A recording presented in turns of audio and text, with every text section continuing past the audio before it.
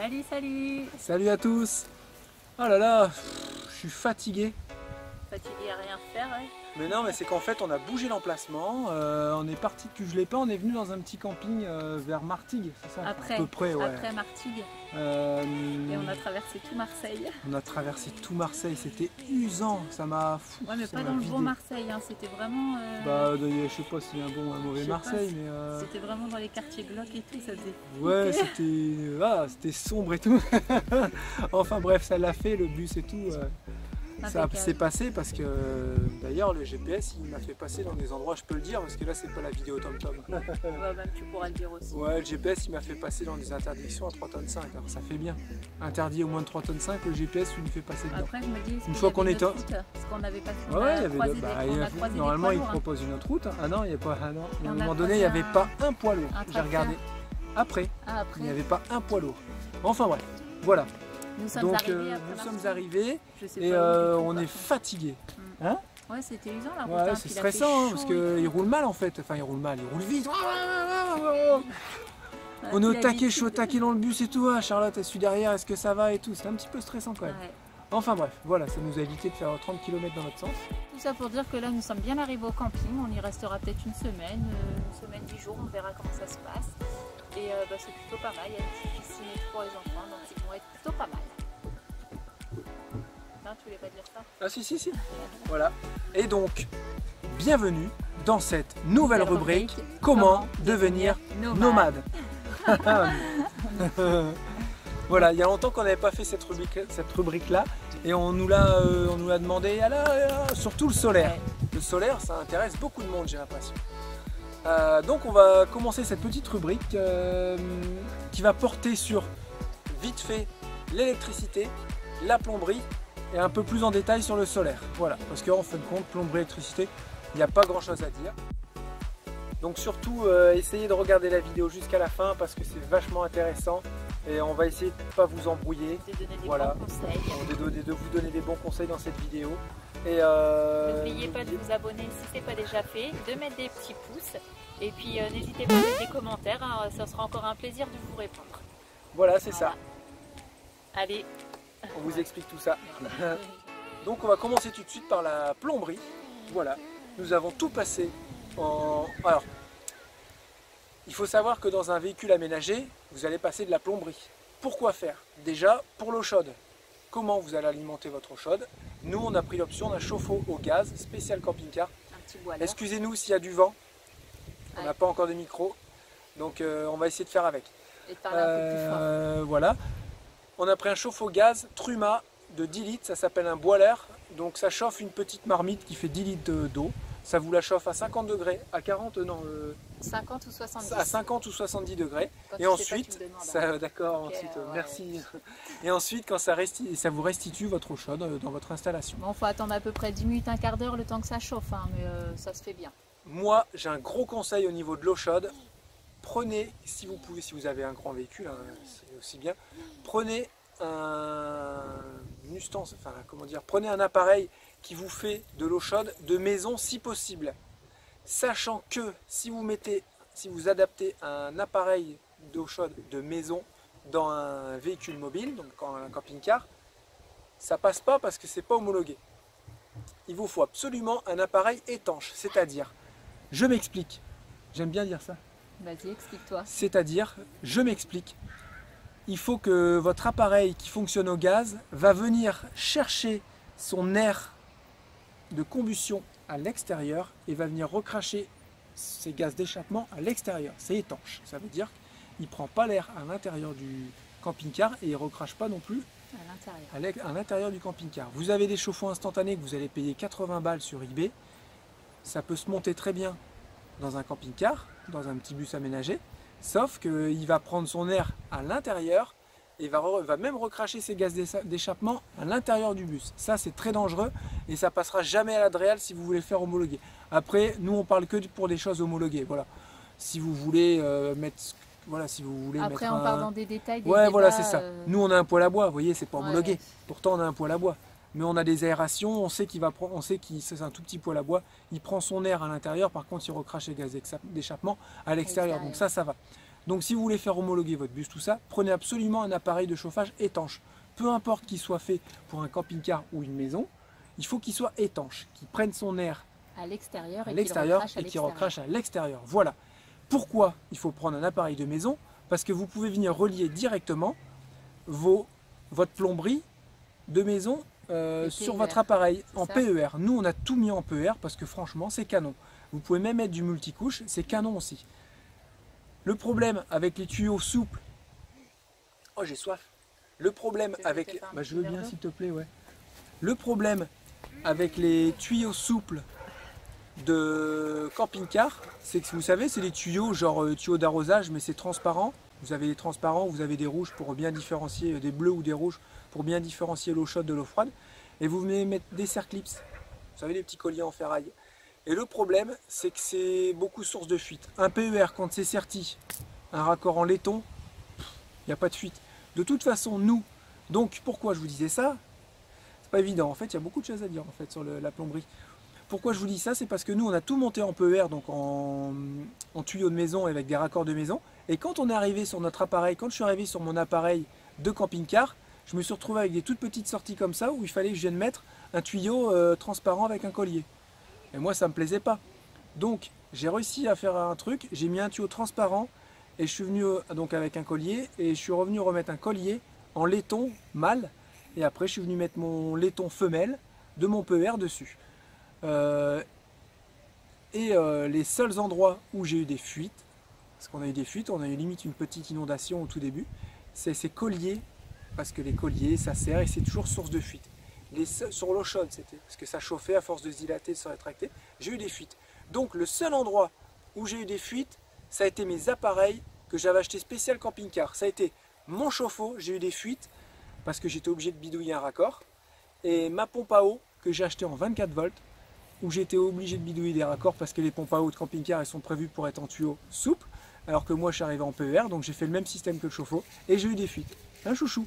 Les seuls endroits où on a eu des fuites d'eau, c'était nos ustensiles de camping-car. Tiens, mon petit choix à la crème. Ah merci, c'est gentil, t'es mignonne.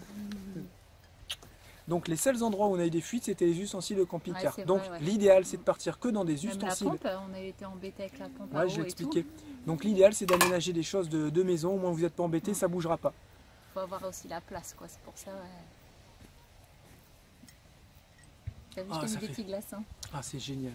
T'es la meilleure. Ouais, je sais. Donc voilà. On a eu des fuites au niveau du chauffe-eau, mini inondation, tout ça. Pareil pour la pompe à eau.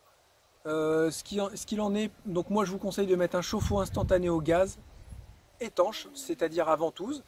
Ça coûte en moyenne 600-700 €. Mais bon, un petit chauffe-eau de gaz camping-car, nous on l'a payé 450 parce qu'on avait une promo, ça tourne aux alentours des 500 €. Donc au final, vous serez un peu gagnant quand même. Vous serez gagnant quand même. Pour la pompe à eau, nous on a opté, on avait une pompe à eau 24 volts de marque... Pobreco. Non, pas Pobreco. de marque... c'est une marque vachement connue. J'avais acheté ça sur le site Carflow où j'avais acheté mes réserves d'eau. C'est une pompe à eau 24 volts qui est vachement connue, qui avait un bon débit. Et en fait, elle a grillé en combien de temps? En 8 mois, je crois. En 8 mois. Et quand j'avais appelé le site, oui, c'est normal. C'est le petit contacteur, le Pretostat qu'ils appellent ça. Parce que ça met votre système d'eau en pression. Et ça fait brrrr. C'est une ventouse comme ça. Et qui vient mettre en pression votre système d'eau de votre bus, de votre véhicule aménagé. Et en fait, le Pretostat, à chaque fois de s'allumer et de s'éteindre, s'allumer, de s'éteindre, s'allumer, de s'éteindre, il a fini par griller. Mais c'est normal, c'est comme ça, puis voilà, faut changer.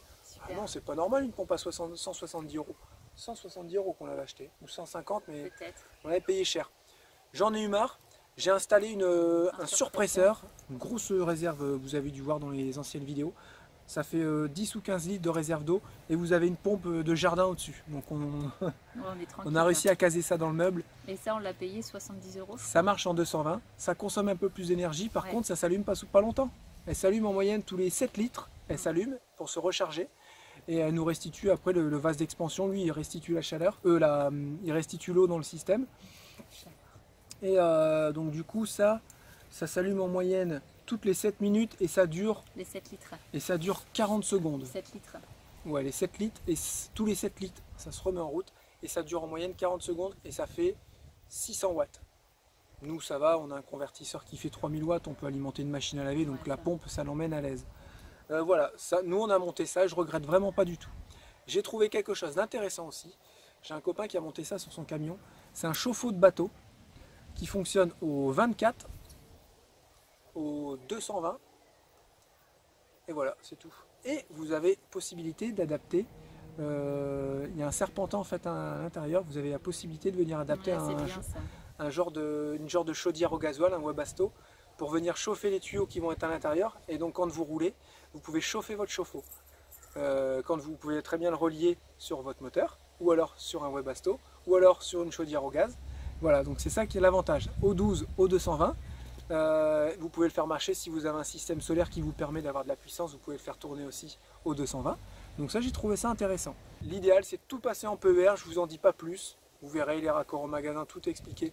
C'est pas cher, c'est simple, c'est costaud et ça a une durée de vie impressionnante. Et si vous envoyez votre femme, elle pourra trouver facilement dans le magasin. Parce que moi, c'est souvent arrivé en fait. Ouais, elle va me chercher les raccords, tout ça, donc ça, c'est pas évident. Donc c'est assez simple. Voilà, au niveau de l'électricité, il faut savoir qu'il n'y a aucune norme en électricité dans un camping-car.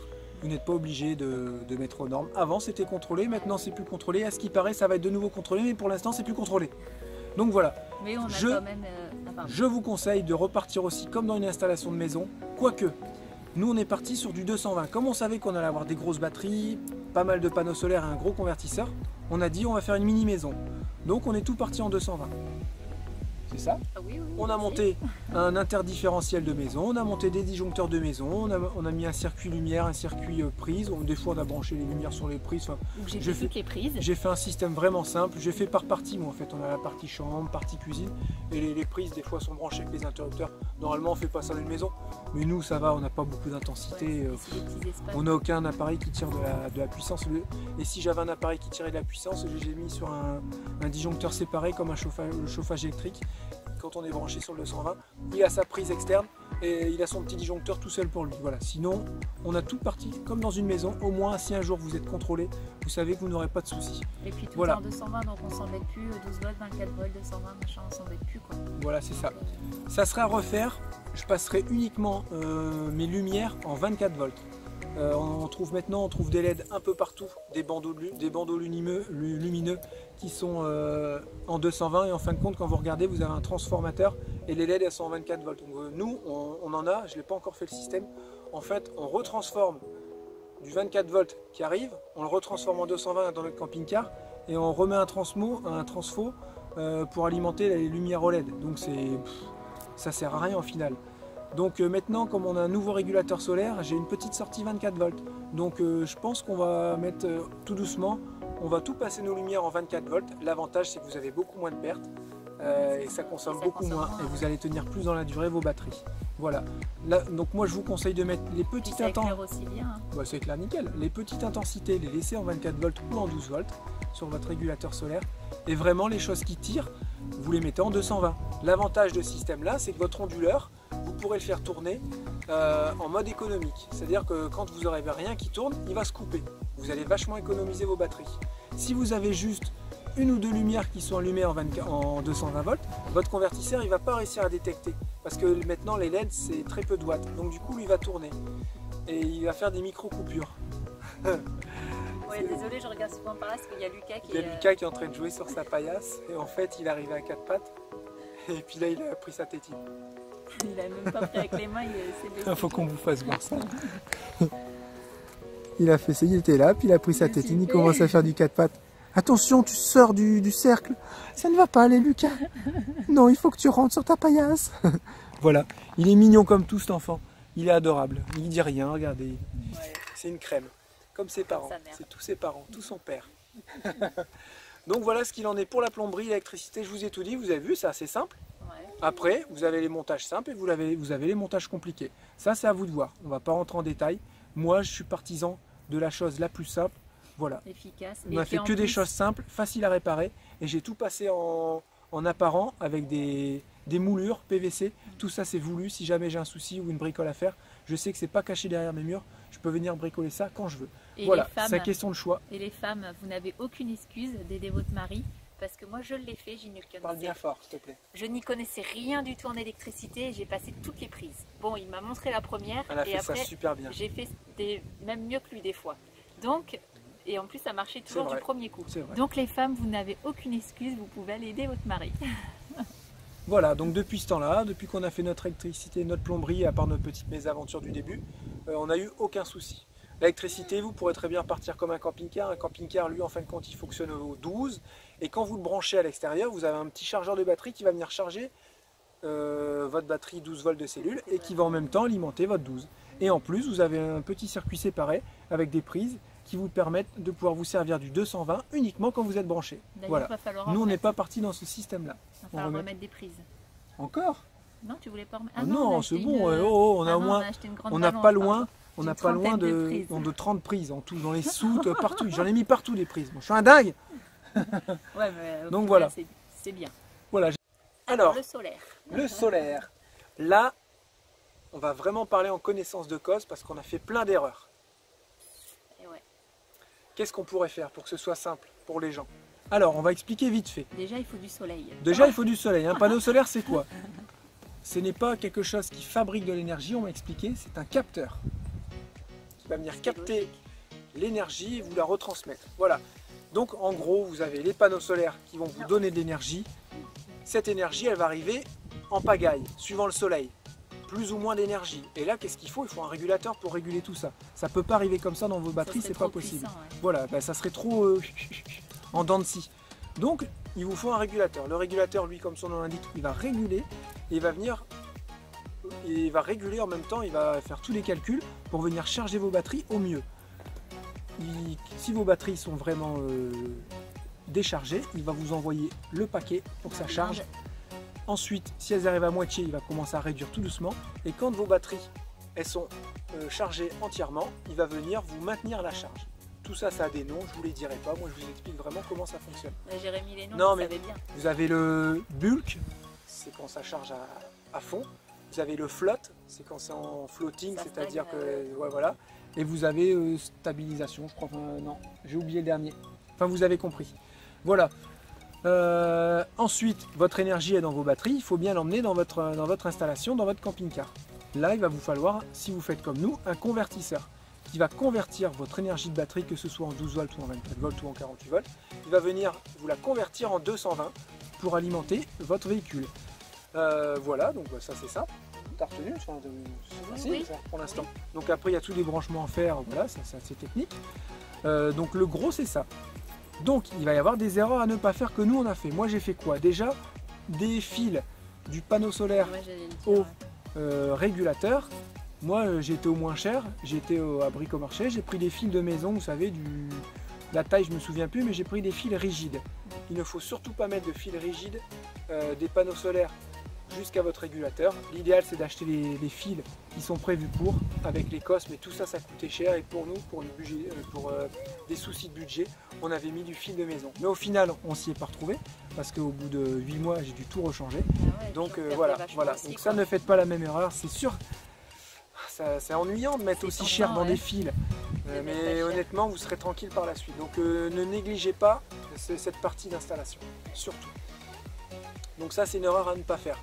Ensuite il va falloir que votre régulateur il soit le plus proche possible de vos batteries. Nous il était complètement à l'opposé. Donc on s'est embêté pour rien. L'idéal c'est d'avoir votre régulateur le plus proche des batteries. Ensuite une fois que vous avez passé votre régulateur, vous pouvez très bien, il va falloir qu'il y ait des fils pour alimenter votre convertisseur.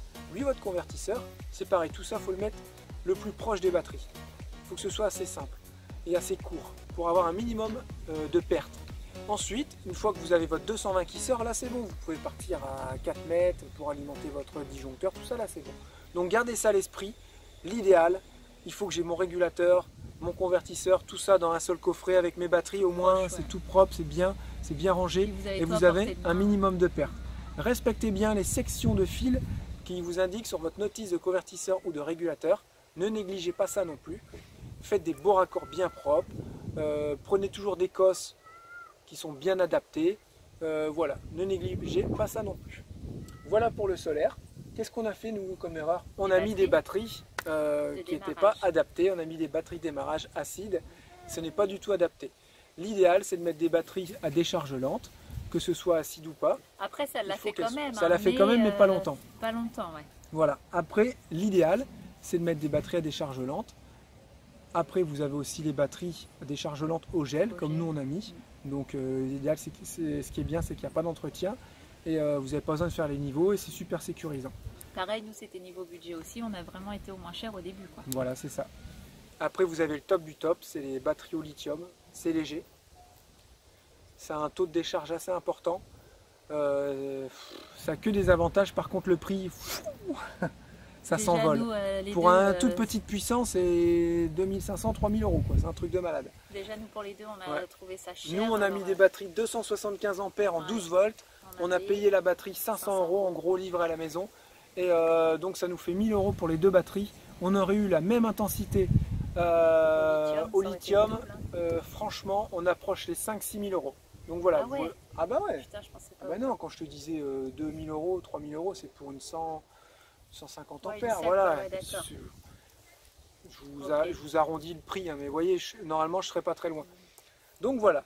Nous, on avait mis aussi un régulateur. On avait mis, vous savez, donc là vous avez votre régulateur, votre convertisseur, et ensuite vous pouvez aussi recharger vos batteries. Il vous faut un chargeur pour recharger vos batteries quand vous n'avez pas de soleil et que vous avez la possibilité d'avoir une prise ou un groupe électrogène. Il va vous falloir un chargeur pour recharger vos batteries.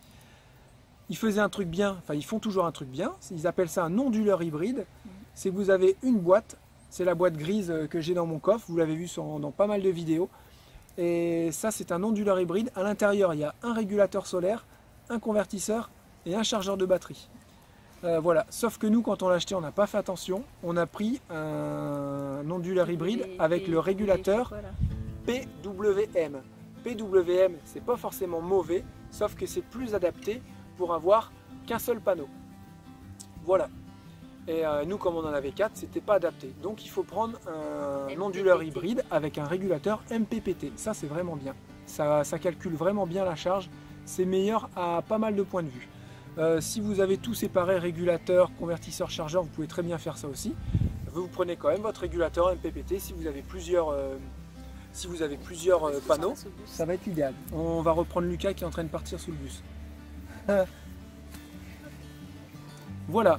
Aussi au niveau des panneaux, nous avons pris des... Oh bah je sais plus. On confond toujours des polycristallins. Je crois que c'est des poly. Non, c'est des monocristallins qu'on a pris. C'est des monos. Enfin bref, je confonds toujours les deux. Ça y est. On a pris les panneaux qui sont... Avec les losanges. Voilà, vous avez des losanges. Ceux-là, ils sont bien. Ils sont bien parce que... Ils captent mieux le soleil. Ils captent mieux le soleil et ils captent un peu le soleil aussi. Ils arrivent à recharger même quand il n'y a pas de soleil. Enfin, quand il y a un peu gris, quand il y a la lumière du jour qui perce à travers les nuages, ça charge un peu mieux que les autres. Voilà. Donc ça, c'est aussi l'idéal. Voilà, on va pas partir dans ce débat. Nous, c'est ça qu'on a mis et honnêtement, c'est pas mal. Voilà. Vous allez me dire, bah oui, mais comment je sais combien il faut que je mette de puissance en panneau solaire? Normalement, il faut calculer votre consommation que vous allez avoir dans votre véhicule. Moi, ça m'a pris la tête, vous savez, je suis pas comme ça, vous commencez à me connaître. Voilà, je savais qu'en moyenne, ceux qui faisaient des montages, ils mettaient entre 500 et 750 watts. T'en as qui mettaient vraiment beaucoup, 1500 watts, 2000 watts, vraiment énorme. Je me suis dit, on va couper la poire en deux, on va mettre 1000 watts. Et du coup, on a mis 1000 watts, et je pense que 1000 watts pour une habitation, si vous avez la possibilité de mettre 1000 watts, que c'est assez grand, je pense que c'est un bon compromis, on n'en a jamais assez. Donc, si vous avez la possibilité, partez sur 1000 watts et montez jusqu'à 1500 watts si vous pouvez. Ça, vous en aurez largement assez. Attention, c'est pas parce que vous allez avoir 1500 watts de panneaux solaires qu'il faudra vous amuser à consommer, faire des machines à tout va. Non, non, non, non, non, ce n'est pas une réserve d'énergie inépuisable. Il faudra faire attention quand même à votre consommation. Sinon, même avec n'importe quelle batterie, vous allez vous retrouver à plat. Mais et surtout en hiver. Donc voilà. Ce que je peux vous dire au niveau du solaire, de la plomberie et de l'électricité, j'ai un truc super bien pour vous. En ce qui concerne le solaire, je connais une page Facebook qui s'appelle Énergie photovoltaïque embarquée, comment ça marche. Je vais vous faire voir.